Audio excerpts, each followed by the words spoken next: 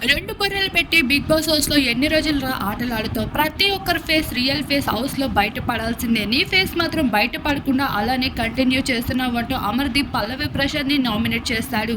నావి 2 బుర్రలంటే ఎలా ఉంటాయన్నా కాస్త చెప్పు అని అనిన మాటలకి ఒరేయ్ ఆపరా నీ మాటలు ఆపు. నీ రియల్ ఫేస్ తీయరా అంటూ అమర్‌దీప్ అయితే మరోసారి రెచ్చిపోతాడు. 2 ఫేస్‌లంటే ఎలా? 2 బుర్రలుంటాయా? పల్లవి ప్రశాంత్ ఒక్కడే. ఎప్పటికీ ఒక్కడే ఉంటాడు పల్లవి ప్రశాంత్ అనేవాడు. ఇది నా ఆట ఇలానే ఆడతా అంటూ ప్రశాంత్ అంతే దమ్ము రబ్బేలా సమాధానం చెప్తాడు. కంటెండెడ్ టాస్క్ లో బిగ్ బాస్ నీకు అవకాశం ఇవ్వలేదని లోపలికెళ్ళి ఏడ్చావు. అది నీ రెండో ఫేస్ రా. రియల్ ఫేస్ అందరి దగ్గర మంచిగా ఉండడం కాదు అంటూ అమర్ మరోసారి సమాధానం చెప్తాడు.